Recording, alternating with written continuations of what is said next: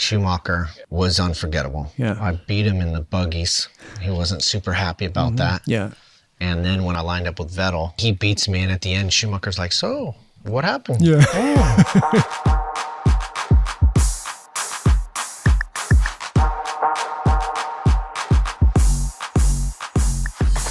Well, anyways, thanks for being My coming pleasure, here. Taro. It's been a long time. Yeah, it's been a long time. First of all, I guess congrats on your marriage. Thank you. Yeah. Yeah, it happened. Yeah. Yeah. Congratulations. Yeah, it only took a little while. A little bit. It's my first one. That's good. Yeah. I'm pretty sure that if everybody did weddings at their house, they'd only get married once. It was shockingly difficult, but incredibly rewarding. So That's good. Yeah. You don't have to travel. You don't have to leave on the limo. You're just there anyway. It would have been great to travel somewhere and then just leave everything and travel back home. But no, it was great. We got like a ranch kind of farm situation out in Colorado. It is technically a destination wedding then, because it's not necessarily that easy to get to where we live in Colorado. Everybody had to come. Yeah, but so many people, one, want to see that part of the country, two, want to come see where we live, and this sort of checks two boxes at the same time. And so, we had very little attrition in our invites, which we oversubscribed a bit, and so it was quite a big wedding for what I was thinking. Yeah. But it turned out to just be glorious. That's and, awesome. We had a bar in the barn, like, with hay and everything. And, cool. And we had a photo booth with some antlers on a buck that my dad had shot, like, before I was born. Oh, wow. Okay. And, hay, cowboy hats and all that kind of stuff. And all my California friends showed up fully cowboy decked out. Oh, wow. Okay. Yeah, the local Colorado ones were a little more mellow, but it was great. They went to the country western shop 100%. and bought all this stuff. I hope they get to use it again. Everybody looked great. Brand new boots. Oh my gosh. Yeah. Steel shiny tipped and spurs and everything. And we had, some old trucks, like an old Dodge, like 40s Power Wagon flatbed with a bunch of hay and pumpkins, and kids are climbing all over and everybody's taking pictures, and the sun was setting over a ski area, and it was just idyllic. It was just That's awesome. Beautiful. So I'm glad we got that Rutledge done. was here yesterday, and he said he officiated for you. He did. He did an amazing job. Yeah. He sent me first thing 3 photos, like, what should I wear? And you can imagine, like, it looked like the Kentucky Derby outfits, where it was just freaking wings and everything was just bright and loud and proud. And I was like, let's take it down a notch, maybe. And he had, a black tux that sort of had a little bit of a pattern in it that was still said, I'm Rutledge Wood, but was also said I'm here for business. So that was good. That's cool. That's awesome. So we're here at SEMA. I mean, how's the show been so far for you? Good. I think this is year 20 for me in a row. Probably the same for me too. Yeah. And so that, for me, I started coming here for drifting days, which is probably similar. And it's good. It's a fairly long week for me because Optima batteries, which I'm clearly still just came right off the track. Wow, really? I didn't know that. Yeah, it's spelled O-P. No, it's like literally just came off the track now. So I'm fully logoed, covered with rubber. But it's they have a whole outside area, the bronze lot, and so they called Optima Unleashed, and they just have dozens and dozens of cars, not just drift cars, but dirt bikes and off-road trucks and ramps and a fire-breathing dragon. You do all those things except for the dragon. Except for the dragon. Yeah. So I'm out there giving rides. I still have a drift taxi from Volkswagen, a Passat. With the LS7 in it. Yeah, and it's the one you shook it down at Horse Thief Mile. Yes. Yeah. Yes, exactly. I was there. Yeah. And so we get to give a bunch of rides. We use it for charity. Okay, yeah. Now that it doesn't compete anymore. And we go to kind of these, I guess, lack of a better term, kind of wealthy track days, like the Hypercar Fest and the stuff where you got guys coming out with multi-million-dollar supercars. Yeah. But then we show up with this Passat drift taxi and we take donations for a ride. Oh, nice. And we raise money for local children's hospitals. And like at that particular event I just mentioned, we raised $20,000 on a in That's a weekend. awesome. It's very great use of a retired drift car, I think. That's probably the best use of a retired drift car. It's I've very ever heard. rewarding, and usually Optima and Yokohama come on board to cover some of the hard costs so that, you know, the donation is maximized. But so here, we're giving rides and having meetings and doing kind of SEMA stuff like we've been doing for years. Have you been able to walk around the show floor a little bit? Zero. Just to get to the hotel. Yeah. Yeah, this was one of those, not yet, it's Wednesday. Okay, so there's... Only day 2. Is it? Yeah. Is it shorter this year than normal? No, we got 2 more days to go. Okay, man. so the next 2 days are very full, so Yeah. I'm not sure I'm ever going to get a chance. Yeah. But, you know, I'd imagine there's a lot of off-road basis, maybe even overlanding. Yeah, a lot of that stuff. Style to it. And just looking at the cars that are outside anyway, or the trucks that are outside. I've got 4 cars here. Okay. I've got the Passat, which is the 900 horsepower Volkswagen. Then I've got the an FC1X is what it's called. It's a terrible name for a great car, but it's the 1,000 horsepower Nitro Cross rally car. Oh wow, okay, yeah. And that is one I'm entering it into an exhibition class of what Optima does out here, which is the Ultimate Streetcar Challenge. Oh, okay. So they have a ton of muscle That's not the cars. one that you took Jay Leno on, right? It is. It is. Same car. You look terrified in that video when he was driving. Here's the deal. I'm a terrible passenger. You probably know this. And it wasn't scheduled that we were going to go drive it or anything. I wanted Jay to drive it. Yeah. But we get out on the street, not a track or anything. Yeah. First thing he does is goes down the straightaway. He's like, grabs the handbrake. This is the handbrake, right? And just yanks it. And I just, you know, my internal dyno knows that we are sending it into some cars. Right. And so I'm like pushing back on that thing. But it was, the brakes were too cold to really get anything done. Yeah. The fact is, Jay's a good driver. He's driven everything. He can't get a ticket, I don't think. Yeah. So it's not street legal, or no, it's not sure, but he doesn't care. Yeah, and you pull out of his shop, and the whole 4 lanes are covered in tire marks. Yeah. Just because he just drives everything. But I wanted him to drive it to feel the power. I wanted him to drive it on a dirt track and hit a jump, because that's what's really exciting about that. Is you come up to these ramps that just look like a wall, and you just are thinking, "There's no way we're walking away from this," and it lands so smooth. It's incredible in the air. But yeah, so that one is here with Clarios, which is Optima's parent company. Okay. They sponsored that for Nitro Cross and Optima. And then we have a Razor, which is Pro R, the new Polaris Razor. Yep. But this one's turbocharged, 350 horsepower. Okay. It's wicked. Yeah. It's just awesome. Yeah. And then an ID Buzz, which is, you know, the... beloved Volkswagen minivan, but the new version that I think hits dealers in the next month or so. Okay, what'd you do to the ID Buzz? Drove it from LA. Oh, okay. I put my surfboard on the top, 2 bikes on the back, an awning. Yeah. You know, they don't have like a camper style available yet. Right. From the factory, so we sort of made ours. We put wheels and tires on it and gave it a little bit of clearance. The Peterson Museum, which Clarios and Optima sponsor, did a 2-day rally. Oh, all right. Where they, you know, we did like a drive-in theater in the middle of Baker, which was super random. Right. We went to a ghost town, like a Western ghost town. And they had about 25 off-road vehicles. Ours was not super off-road capable, but the dirt roads and stuff like that is fine. Yeah. Awesome. Yeah, put the surfboard on top and sort of made it into a super surfer camper. I even dressed for it. I mean, we started right after Halloween, so I full on dress, you know, had, you know, old sandals and wrinkled up white shirt right off the beach, and was ready to hit. Do you still have a place in California, or everything is did you move everything? Still have a place in Newport. Okay. All right, cool. Then you still have a base here then. Yeah, it gets rented out, but it's that's still there just in case. Yeah, cool. Well, what was your sort of like your inspiration for like all of the builds though? I mean, I'm sure you had 4 cars, you have different sort of like inspiration, but like, where do you how do you start that process? Well, it must be different for everybody. Yeah. For me, it's usually about racing. I'm a big advocate for motorsport.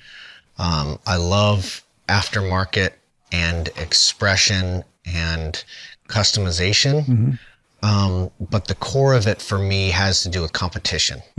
And for me, that a lot of that has to do with just innovation in the getting from A to B. Yeah. And I think that, in the last 100 years, we've benefited from motorsport. Yep. Virtually everything that is in your car and everything you see and touch and benefit from, right down to the brakes, come from racing. Yeah. So if racing stops, then innovation stops. So I like things that have derived from competition. So that's two of the things I have are pure race cars. One of the things that so the Polaris, I have a partnership with Polaris. But one of the things I love about the side-by-side industry in general, Polaris or not, is the low barrier to entry to get into a machine. I mean, they go almost 100 miles an hour out of the box. Yeah. It's like a full-on rally car. And you can compete with them, starting at low levels right up to super expensive builds. Yeah.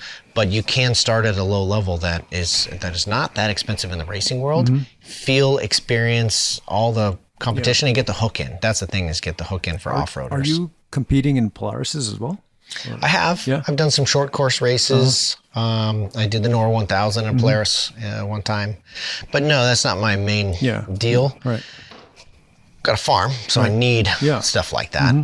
And then I like finding fun things to do with them. So in Colorado where we live, there's a ski area, and next to the ski area, you're allowed to take snowmobiles up and ski off of them. So you can bring a buddy basically on a ski rope or whatever. Yeah, yeah. And you can do crazy vertical, like helicopter skiing. Oh, okay, yeah. But with the Polaris, you can put tracks on it, heat it, and four buddies in there and put the skis on the top, and then you can just drive with the tracks right up the mountain. Oh, wow. And use it as your own chairlift. And That's sweet. So that's the dream. I'm still putting that together for this winter, and it's already snow on the ground, so I'm under the gun. But that's what, we're not herding cattle with them, but it's... Well, you can sort of use the Polaris kind of like as a jet ski for surfing, right? So it's like your support vehicle, right? 100%. Yeah, yeah. 100%. My dream is to sort of have an ice track on my little field, which I started to build last year. Samuel Hubinet, who you know well, showed up in his TRX and just shredded it. Ice racing. That's And it never recovered from that. But this winter, maybe I'll get a more solid base. Yeah. And my driving career actually got started at an ice track. Oh, I knew you did rally, but even what was it Before that? Really? My first driving job was at a winter driving school in Steamboat, Colorado. Oh, okay. And I was an instructor there for 8 years. And that's... Samuel kind of came from somewhat of a similar background back at I think a Volvo Proving Ground or something. Yeah, right. Yeah, he was Sweden. like driving on ice as well. Right. Yeah. Yeah. So we both came from that background, which was one of the reasons when we got into drifting, things sort of kicked off pretty straightforward because you were used to going sideways. we spent a lot of time sideways. Yeah. Yeah. But I love that, and I'd love to get back. Maybe even acquire a school or start a school and teach car control to people just to keep them in love with the act of driving. When you were on my last podcast with Podspeed at GT Channel, I think you were taking your daughter up to Dirtfish or something like that. I took her to that ice driving school in Steamboat. Oh, okay. Really? Yes. Okay. So you took her to Steamboat. That's awesome. I took her to Steamboat, and she did so well. Yeah. Like alarmingly well. And she had, they're also called Razor, but the drift cart. Yep. And maybe attribute it to that. You just know where to look. Yeah. You're not alarmed by being sideways, and so you have a cognitive buffer available to make decisions sideways instead of just react. And so she had that right away. And she was really good. But that was fun. That's funny. That was a long time ago. Yeah, it was a long time. My son's old enough to drive now. Come out to Steamboat. Yeah. So they still have the school. Yes. Right. What cars do they? They run with Toyotas. Okay. They run with Toyotas. Front wheel drive? All. All? So they'll have rear and four-wheel drive and front-wheel drive. All right. And most of, a school like that, it's a weight transfer school. You're dealing with the real issues, not necessarily the drivetrain. In some parts, the drivetrain makes a difference. Yeah. Like once you're sideways, front-wheel drive and all-wheel drive, you can add more throttle to help fix it than rear-wheel drive. Right. That's about the only difference. And right foot braking and everything. Or when you do a 2-day performance school at that program, yes, you learn left foot braking. You learn how to do a push-pull between the drive tires and the brakes. Yeah. So essentially, like in a front-wheel drive, it's kind of like pulling the handbrake. Yeah, right. Oh, left foot braking. Yeah, that's right. Yeah. You drag the left foot, and the gas fights the brakes, but the rears don't have that gas to fight the brakes, so they lock up. Right. And so you sort of have to use your left foot to modulate the brake, right? Yes. Yes. And you're reminding me of all those hours, like sitting right seat in that stuff. And, the brake pedal is very sensitive. The throttle is sloppy. Yeah. So you're way more sensitive with it. In fact, it's so sensitive, you don't really think about it. You just look, and the car just points where you look. Yeah. And for military training, we would do these things because they're coming to train for turrets on top of kind of razors or whatever buggies they've built. Okay, yeah. And you use that left foot braking to aim the turret. So we would have a rabbit essentially run through the ice. See. Yeah. And then the follow car, you would be sliding behind it and just looking at the rabbit car that you're chasing. And you could just aim the turret essentially with your left foot. Yeah. Yeah, that was so wild because I went to... what's that school in the East Coast? Tim O'Neill. Yes. Right? Yeah. So I think he had been an instructor at the school in Colorado before he started. Yeah. And they were like, okay, so you're going to come in 3 weeks or whatever. Start using your left foot to brake because if you come out of nowhere, your left foot is just not used to being that sensitive, right? Yes. And you just slam. The instructor's like, okay, that was the left foot. Yeah, exactly. So like the first time I was like, what do you mean left foot braking? And then, I tried to even brake with my left foot on, in a car, and you're like, it's like literally like boom, like bumping into the steering wheel. Yeah, no. Okay. So you started out ice racing and then you got into rally. Yes. I tried to get into road racing. Yeah. Okay. I worked as a mechanic on a race team, Eurosport Limited, in Denver, Colorado. Rich Dahl was the guy's name. I walked up to the track and he came to kick me off the grounds there, and I ended up just telling him, look, I work for free. Yeah.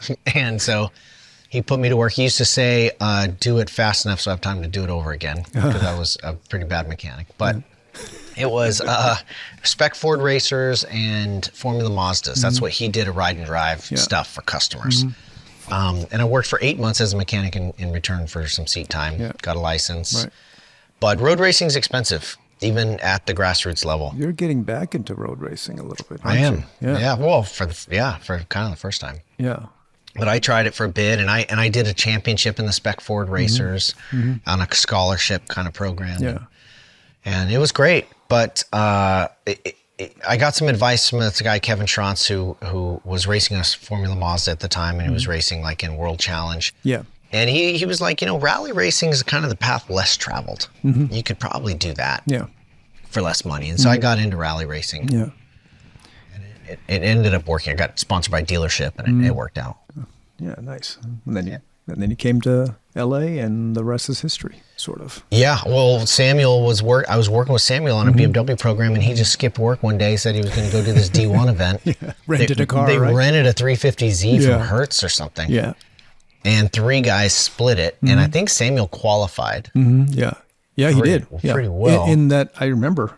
Yeah, in the top, like a silver bone 350 stock. or something. Exactly, the silver 350. Yeah. Gosh, Taro, your memory's so much better than mine. But, and I saw the videos, and I was like, oh my gosh, okay, I'm gonna try this too. Yeah.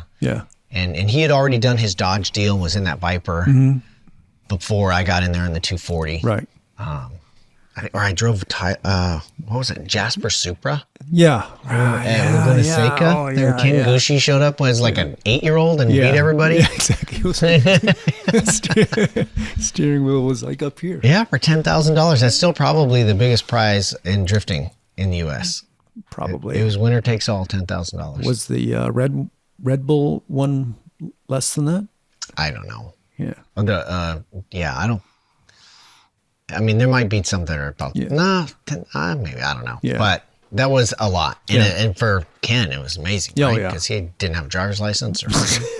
Yeah. He had it made. Yeah. No. Yeah, exactly. Yeah. And I had met Reese in rally racing. I'd been rally racing for 4 years at that time. Okay. and knew Samuel from Ride and Drives. And so Reese got second, I got third in the Supra. Yeah. We had no idea what we were doing. I mean, we could slide it, but we didn't know about the big handbrake entries. I mean, we were just Scandi flicking them in like a rally racer would, Yeah. But it was, those were early days. Yeah. Drifting has developed so much now. It's like, what do you feel like watching drifting these days? Do you still follow Formula Drift? I do. And I think there are some elements that sometimes the consistency takes away from, some of the drama. Yeah. But it was just crazy back then. It was, because there were some guys that literally didn't know how to do certain things, right? Well, things were set up different. One, the cars weren't as reliable. Right, for sure. So you had to make some decisions. Are you going for 650 horsepower, 700 horsepower, which were the high numbers back then? Yeah. Or are you going to have the thing run all weekend? Right. And so the other thing was the steering angle was in the 40-degree range. Yeah, we didn't have like wise fab, Right. Yeah. The difference is that you still could get pretty big angle. You still could back into a turn sometimes, but the way that it worked is you didn't run a lot of camber, so that when the tire fell over, you were just using the very outside edge of like a motorcycle size contact patch. Yeah. And so then the back tires would have grip and it eventually would bring the fronts back. Right. And so that kind of four-wheel drift, I guess, like slide in, was very committal. It required foot brake, not just hand brake. But now with the Wise Fab, you can keep the front tires rolling and just use the hand brake to slide in at huge angles. So I think it's way more consistent. It's a lot easier to be consistent. Yeah. And so the driving is gorgeous. I mean, it looks amazing. But maybe some of the big risk of sending it in and locking up all four tires is kind of gone. No, for sure. For sure, yeah. And were you already doing some of the media, like the TV stuff? Like, how did you get into, like, your first show was, what's the name of the show? Well, if you remember G4 TV. Yeah. G4 TV. Olivia Munn. Yeah, Olivia Munn was our host at yeah. Formula Drift. And she was amazing. She was, let's see, I did so the company that produced that was WATV, and they had like a deal to do hotel room videos. Okay. Mag rack. Right. And not the kind that cost $24. They were the free. free kind that you don't have to pay for. You walk in the room and you turn it on. Yeah. And so I did that, and it was basically just testing cars, and then that turned into Supercars Exposed. Yeah, that's right. And they were very good at finding people that had like Carrera GTs that just wanted to have them rip up canyon roads and stuff. And then Battle of the Supercars was Paul Tracy and I did that one. That's right. And then I did Import Racers and Redline TV, and then Top Gear happened after that, which was a great honor to be a part of. Yeah. But at the same time, I kind of got into stunts. So I sort of always had that three-way thing. So I did the TV, the racing was core. I did the TV, and then movies. Starting with Dukes of Hazzard was the first one in 2005. Okay. Yeah. Was that with Reese? That was with Reese got me in on that. There were some other guys that dabbled in drifting. Rich Rutherford. I remember him. Greg Tracy. They were also involved in that, and they'd been doing stunt stuff before. Right. It was still very rare for movies to use drivers to come do stunt driving, because that you had to go out of the stunt guy pool to do that, and that wasn't a popular thing. Right. For this one, they just wanted to, and I think it paid off because they got all the skills from drifting and stuff came into that movie a lot. Yeah. What's the last movie that you've done? I know you did. Didn't you do John Wick? I did recently? John Wick 4. Yeah. Right. And in that one, I spent most of the time training Keanu how to do it, so I didn't drive. Okay. I ended up wearing the suit and doing the stuff, which I'll show you a photo later. It's for entertainment value, but it's Halloween disguise. Yeah. But that was, I would sometimes, some of the more technical weird things, I would do one at the beginning of the night. Obviously John Wick is shot at night all the time. Yeah. So I would do one so it's in the can. Okay. We're done. Pressure's off. Yeah. Keanu can just enjoy it now. Right. I see. And then, but he'd usually do it in a take or two anyway. Oh, okay. And then so he'd go for it as well then. Yeah. And I spent 4 months in Germany on the weekends, on Saturday and Sunday, training him to do all that stuff. And we did moves that had never been done in movies before. And because he learned to do it all himself and he was so devoted to that, they were able to write into the script that the doors get ripped off, the windshield's off, the lights are on him. You can see it's his foot on the rear brake pedal and then on the gas, and you can see him shifting gears. Yeah. All in one take, so it can't be faked. Yeah, that shot where the door's off and he just like, bam, stops right in front of the cameras. Yeah. That shot was pretty awesome. And I should show you some of the rehearsals for that too. I mean, I'm just doing it with my phone. Yeah. But I mean, he would come right up and he could just grab the phone out of my hand and take off. Oh, wow. Like, it was so cool. But we did one move where we were like dodging bullets because the door's off. You're like, just lay down to dodge bullets and holding the steering wheel up here. Yeah. And then I was kind of like, well, if we're drifting, we could like drift over a gun and like pick it up as it comes under the car. Right. And then so they had this gun that had his handprint and stuff. And so he sees it on the ground and then he comes in and pitches sideways. And we practiced that 150 times maybe. We probably went through so many sets of tires. Right. And we'd place cones exactly the angle you needed to get it started. Then we had tape on the ground. So you'd see the tape coming from underneath the car. You just put your hand on the tape. I see. And eventually the gun would hit your hand. I see. Okay. And grab it. And then, he'd do John Wick stuff after that. But That's awesome. It was so cool to sort of create like something that nobody'd done before in a film, and then have, I mean, it's one thing if I do it and it's in there and great, but then to have him actually do it to where it's just, close up on the actor, just nailing this really technical thing. Making up these like cool moves on the fly almost, right? And just coming up with these like what if, right? Yeah, and it's not always like that. And you have specialists, especially in a movie like John Wick, where there's weapons specialists and horse and crazy martial arts and even sumo wrestlers like on set. Yeah, it's not often I find that the stunt coordinator, in this case it was a guy named Scott Rogers, but because the whole movie stunts, they're just the sort director's of a stunt guy. Yes. Yeah. Oh yeah, Chad. And so they're like, what do you think? Like, if you were in this scenario, like what would be the best way to get out? And so they put it on the guy who's there digging in it, whether it's cars or whatever, and then create it from there. And that's well, that sounds good. And let's practice that. And so that makes the movie. And that's fun. It's a fun creative process. Yeah, yeah. And at the end of the day, John Wick is going to use every single thing that is within reach to take down bad guys. To kill someone. And so if that happens to be a car, then, that's what it is. And so, you stick to that and it's going to be cool. Yeah. Which one was the most challenging stunt that you did with him? With John Wick specifically? Yeah. That gun one? I think the gun one was it's really a traffic because you had a lot of oneers where it's long takes coming into this whole Arc de Triomphe area, which was actually an airport. They digitally put the Arc in, but all the cars that were very close to him were real. There were some background cars were added. Yeah. But the lights going, my understanding is the lights going across his face while he's driving and stuff like that is something that can't be faked. So you have to have those close-in cars and those moments and that was all head on. Yeah. So here you have an actor that, turn left at the blue cone, turn right at the yellow cone, but you're at night.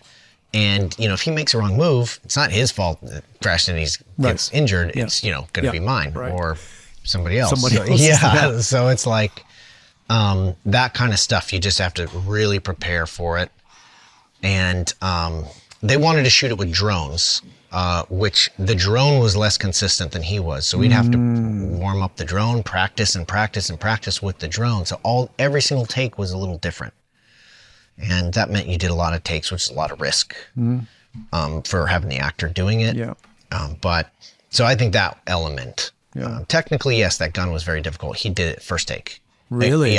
He was literally, I remember because we were actually in a street, it was at night, a lot of extras, it was narrow, parked cars both sides, it's very different from the airport, we practiced.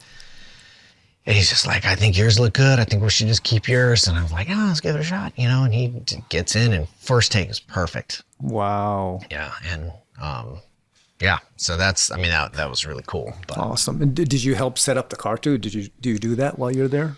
Yeah, they chose to build the cars on that one. I was more involved in this movie on the back end stuff than usual. Okay. But they chose to build the cars over there rather than using a typical U.S. picture car company and shipping them. Okay. So they weren't LS3s like 90% of the movie cars are. Yeah, yeah. They actually use some Mopar engines, and they used a drag racing gearbox, which we needed to be able to go from drive to reverse when you do a reverse 180. Okay, yeah. So we had to just basically shave pins off so that you could do those kinds of things and do little modifications. But we set up the suspension so it's consistent. We had 3 cars to choose from. Yeah.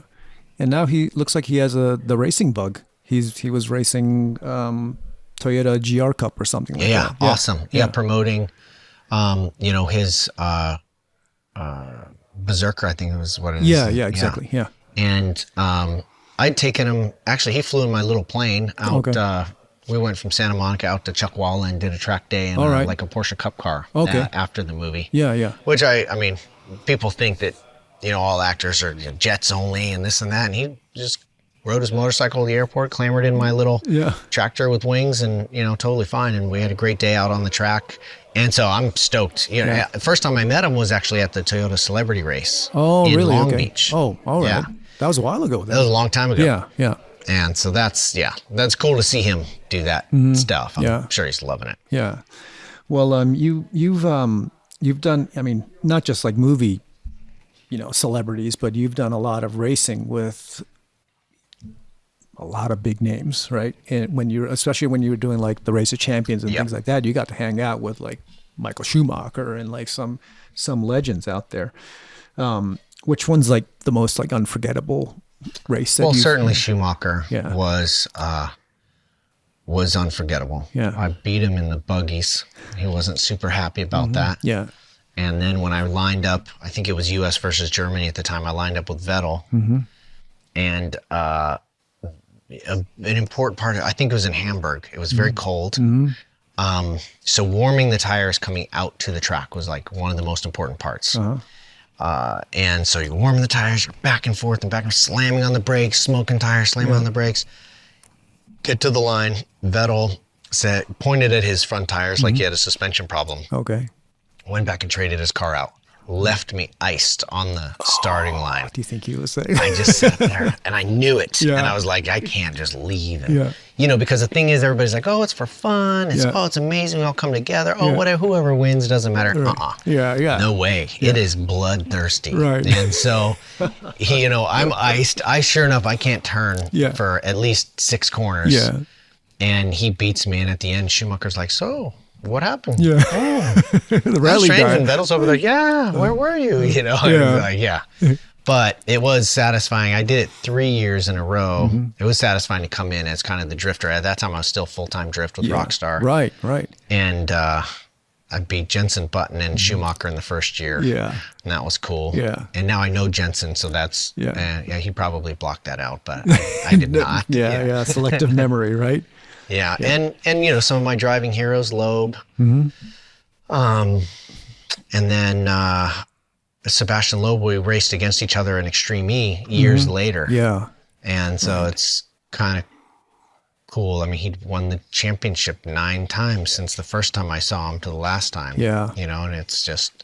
It's a legend. I just love watching these careers. Coulthard, such a nice guy. Even now, when I see him now, he's just one of these kind guys who remembers every conversation you've ever had. Kind of like yourself. I don't know how you remember all this stuff, but So no, very fortunate. And I knew I was out of place when I got there. When you were out there, though, like I think we all felt like he's one of us, and he's there, like with Schumacher and Loeb and Vettel, and like these names that are like totally like.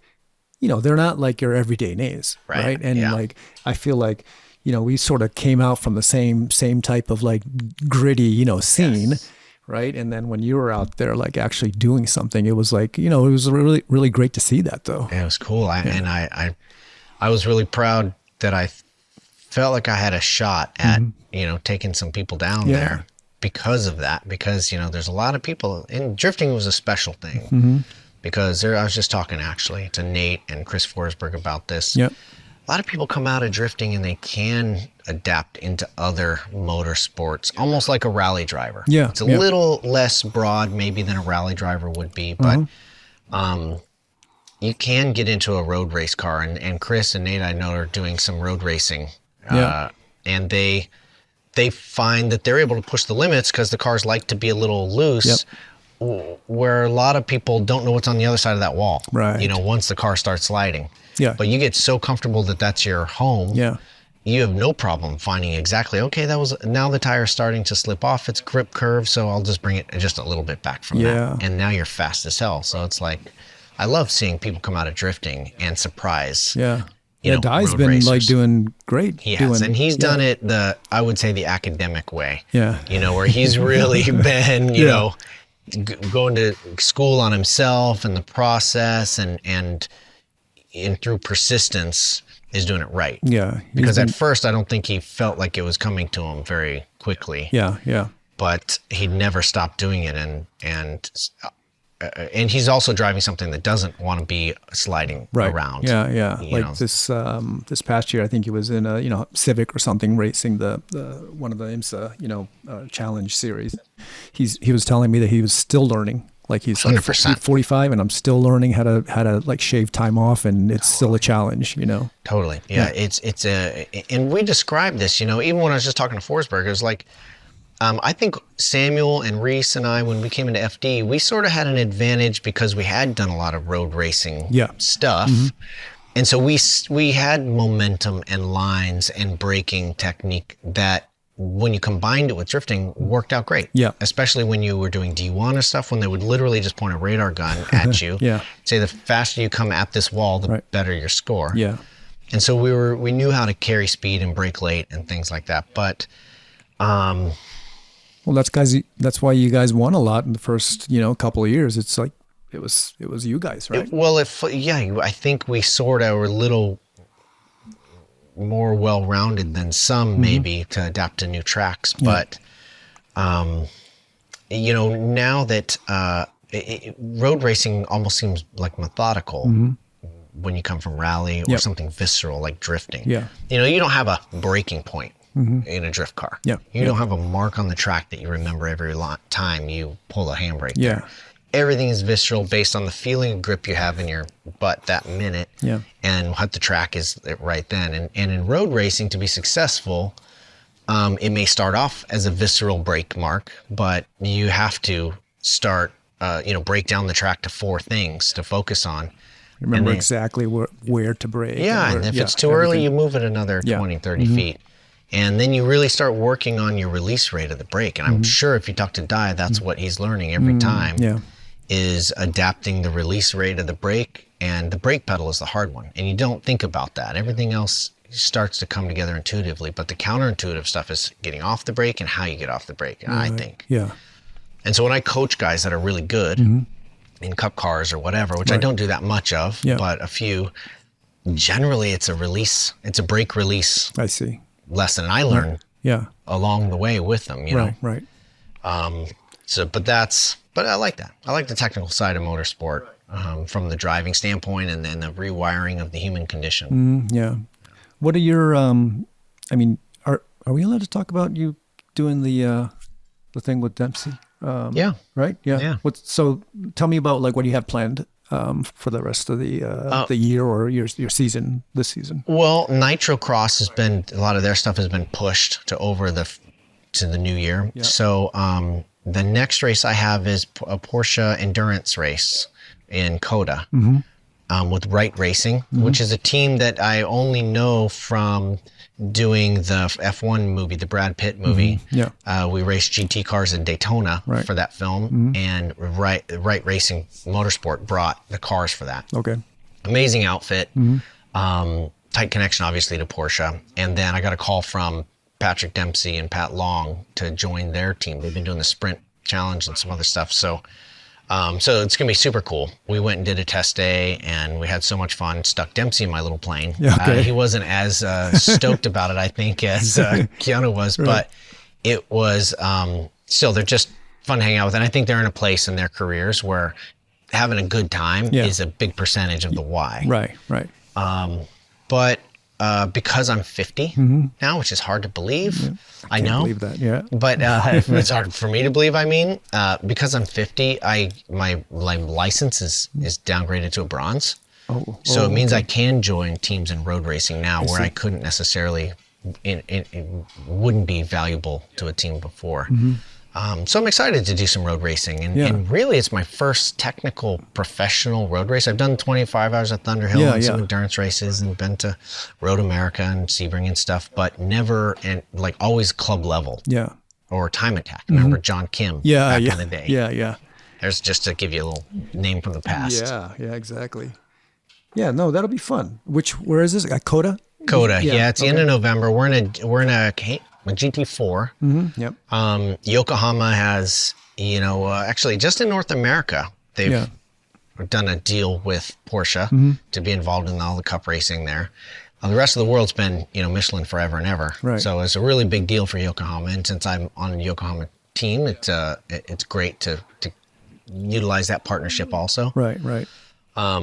But it's going to be awesome. So I'm really looking forward to it. Endurance racing is fun too, because you can be.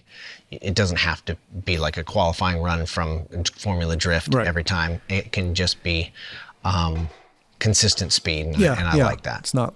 You get one try, right? Or two, I guess, in Formula Drift. But. Yeah, if there's anything I'm nervous about, it would probably be racecraft. It would probably be that I don't have, the racecraft that I've been developing for the last 12 years or since 2011 or whatever is rallycross, which if I pull any of that out, I'm going to get kicked off the track. So, because that's just gladiator stuff, in the road racing world. Right.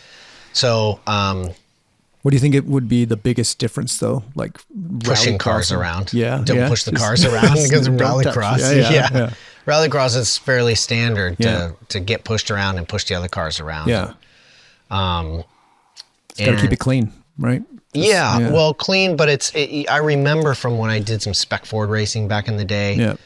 Yeah. If you, it's about being a little bit patient.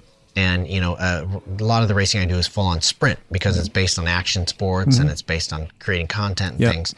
But a 6-hour race, it's being patient, understanding where you are quicker or whatever, and also not being right on the bumper of somebody so that you have no opportunity for momentum. Yeah. I'm looking forward to it. It's going to be fun. You've been, I think you're a rare, driver person that's done so many different disciplines in racing, and also in media as well, right? It's what kind of advice would you give someone that's trying to do something similar to what you're doing? They're coming up and they want to try different motorsports. They want to become famous. They want to be on TV. They want to do the internet. Do you have any advice for someone like that? I give advice that it's just not applicable to everybody. And media is very different now. You can have your own channel. You don't, and TV's, doesn't really happen like TV. It used to, right?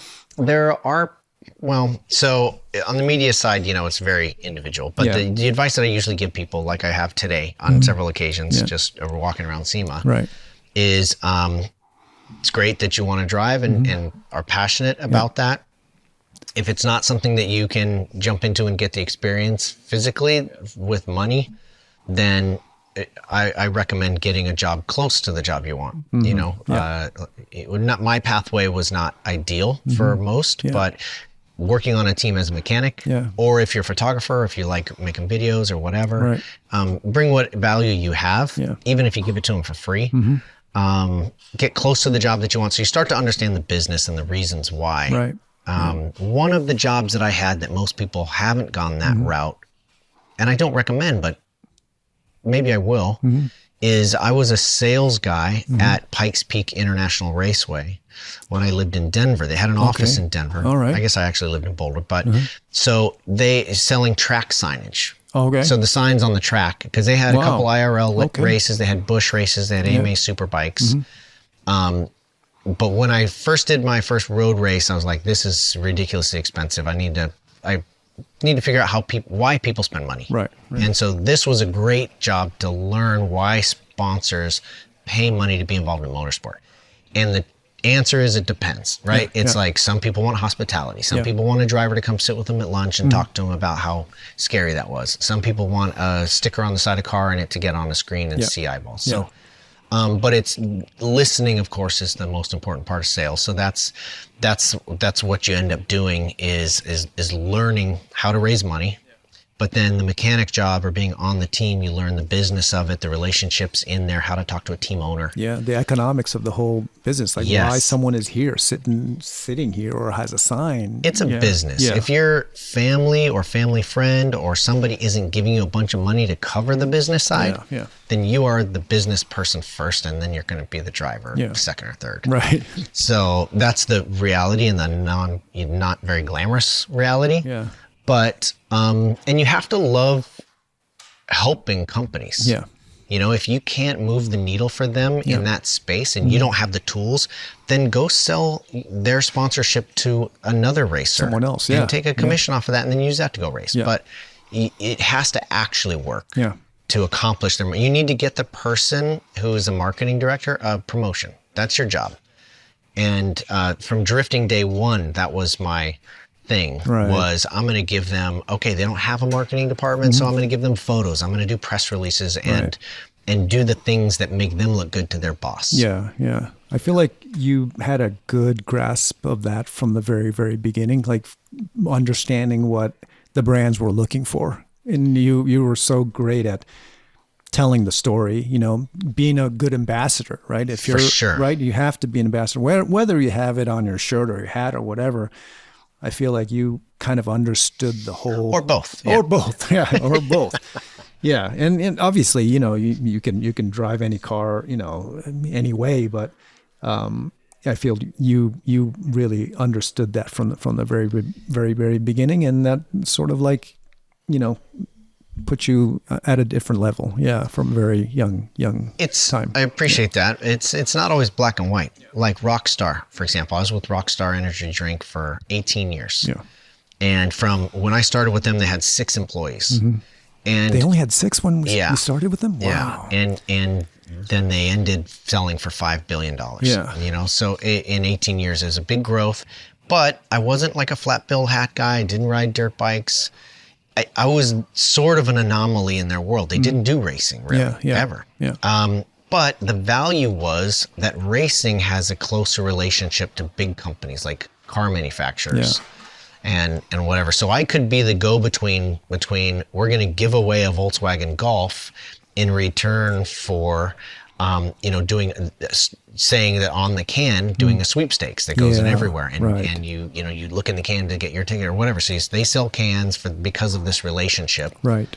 or you have to get creative with that stuff. But found that really that whole relationship was just to introduce them to a demographic that they really didn't have access to. Right. So a lot of times the writing's not on the wall of why the sticker works on the car. It's usually not the sticker. It's usually you. Yeah. And what you are going to do for them off track. Right. Yeah, that can be tricky to find. Yeah. You have to be creative about that. Gotta be so creative. Honestly, that's when I think of creativity in racing. It's the sponsorship deals you see on TV. There's rarely a 2-way street. Yeah. It's usually a 3-way or 4-way. Yeah. It's not exactly how you see it, right? And sometimes it's not even the brand that is paying to have that brand on the car. You know, many times it's not the deal that you see. 100%. Yeah. There's a great story, and this is just I think it's true. Yeah. But it was a NASCAR story. This is when I was working at the track, actually, 25 years ago. Right. Where Home Depot, their sponsorship of NASCAR, which they had a huge title sponsorship, $20-something, $30 million deal, whatever it was completely paid for because so many more people applied to work there that they could lower their minimum hiring wage. And that delta with 530,000 employees or whatever completely covered the sponsorship costs. Before any exposure or anything, just because of brand loyalty, just because so many people that were fans of NASCAR would want to work there because they're fans of the team. Yeah. And that's an amazing branding story. Yeah. And you would never think, you know what, let's write a check for $20 million because we're going to get that back in loyalty. Yeah. You know? But I love those kinds of stories. That's why I love doing those Hot Wheels stunts. Yeah. The jump and the loop, because that was branding on such a big scale. Right. And like they turned those, they were expensive to do. Yeah. But the return on those investments on a global scale was just incredible. How do you measure something like that though? Well, see, at the time we talked about impressions, right? But it's like 2 billion impressions in a week. Yeah. Is just astronomical. Right. But yeah, how do you measure that in terms of what you, their business is a little bit different. They out of El Segundo here in LA, that's the central hub. So like McDonald's, right? Each country was a franchise. Oh, okay. And so McDonald's says, this is our logo, this is our menu. The restaurants need to buy individually the burgers and the supplies and stuff. And so, but McDonald's does these big commercials to promote the growth of the franchise. Yeah. So that's what they were doing, was promoting the growth of each country. Yeah. And on a global level, when they're talking about, we were going to do a jump in China. Yeah. And they were like, we just need each kid in the country to have on average one Hot Wheels toy. Right. And then we're good. Yeah. And then we're good. Because that's like, I don't know, many hundreds of millions. Yeah. Yeah. And so that's, when you think on that scale, I don't know, it's hard sometimes to go from how do I get free tires to how do I move the needle of a company that's doing billions of dollars of stuff. But that's the thing, is you'd be surprised at motorsport has such a value of its reputation of being at the leading edge of something, at the leading edge of testing materials, batteries. This is why we're racing with Optima stuff, is because it proves if it can do this gnarly jump stuff, dirt, nasty heat, Mexico racing and smoky, whatever, it can get you to the grocery store. Yeah, must be good enough for your car. Yes, right. And to try new products out that aren't available on the street yet and prove that technology. But racing has a great brand in general. And I think people underestimate how valuable that alignment with motorsport can be for a broad array of brands. For a brand, yeah. Well, Tanner, man, thanks so much. I always enjoyed talking to you. Thank you, Taro. We've come a long way since the Flip-A-Bitch stuff. Flip-A-Bitch, you did that, that's right. Did I win that? You did. You won it. You won that too. I want to take it. Yeah, it's probably one of your proudest achievements. It was. That was early GoPro days. I remember you stuck cameras in the boxes, and I was like, "This is going to be the coolest thing ever." So we got a good view of the car sliding right in front of the camera, and you couldn't do that until we had GoPros. No, nobody believe it. Yeah. Well, we have one last question for all of our guests. Yeah. What's your creative drive? My creative drive, that's tough, but I think it is, from a business perspective, there's one thing, and that is finding connections that move the needle for companies in reaching their goals through motorsport. Yep. Because the second part of my creative drive is to promote the advancement of motorsport and the advancement of transportation. Yep. I have a boat and I'm a pilot, and I just like A to B freedom and creativity. And I think the advancement comes quickest through racing. Cool. That's a great answer. Perfect. Well, Tanner Foust, thank you very much. Thanks for being on our show, The Creative Drive, and always great to see you, man. You too. Thanks.